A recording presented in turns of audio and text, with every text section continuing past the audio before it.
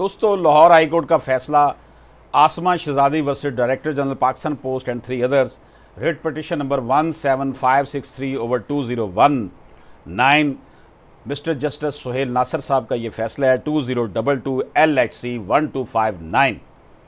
इसके फैक्ट क्या हैं जी केस के?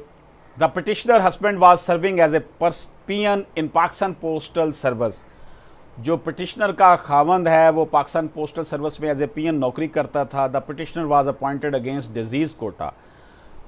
पिटिशनर का हस्बैंड फौत हो गया और पिटिशनर को उस डिजीज़ कोटा के तहत उस खावंद के जो फौत हो गया उसके जगह पर उसे नौकरी दे दी गई। देर आफ्टर शी री married but the respondent department terminated his contract on account of her remarriage under the policy. The petitioner has assailed the said order.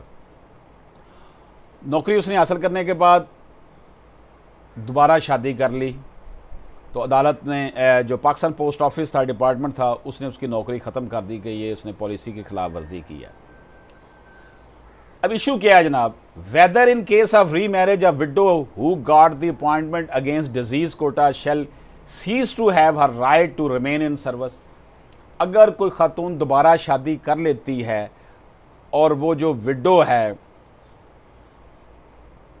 As a window उसने एज ए बेवा जो उसने appointment हासिल की थी disease Kota के तहत नौकरी हासिल की थी, क्या वो सर्विस में दोबारा रह सकती है या नहीं?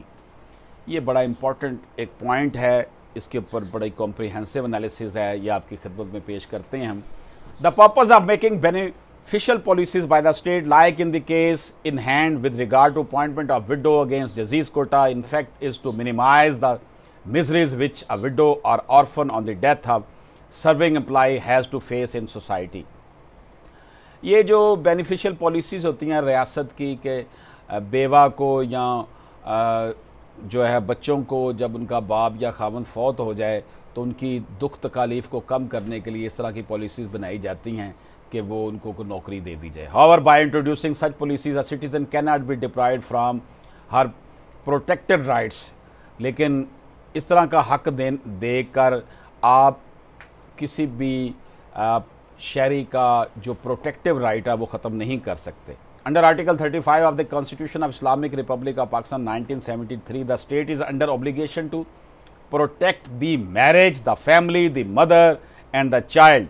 रियासत जो है उसकी जिम्मेदारी है कि लोगों की शादियां, ख़ानदान, माँ, बच्चे सब की हिफाजत करे। Therefore any policy which is in violation of granted rights can not sustain. इसलिए ऐसी कोई भी वायलेशन जो है जो कि हकूक़ के ख़िलाफ़ हो, जिनकी रियासत ने गारंटी दी है, वो कायम नहीं रह सकती। If such policies are approved, it will amount to defeat another constitutional guarantee provided under Article 34 of the Constitution, that the state has to take the step to ensure full participation of women in all spheres of national life.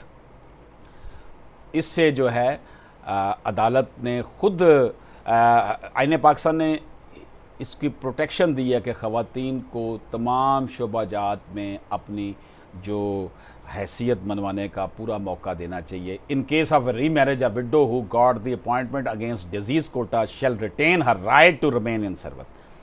अगर एक बेवा को नौकरी मिल जाती है और उसके बाद वो दोबारा शादी कर लेती है तो उसको नौकरी से नहीं निकाला जा सकता, ये उसका राइट है।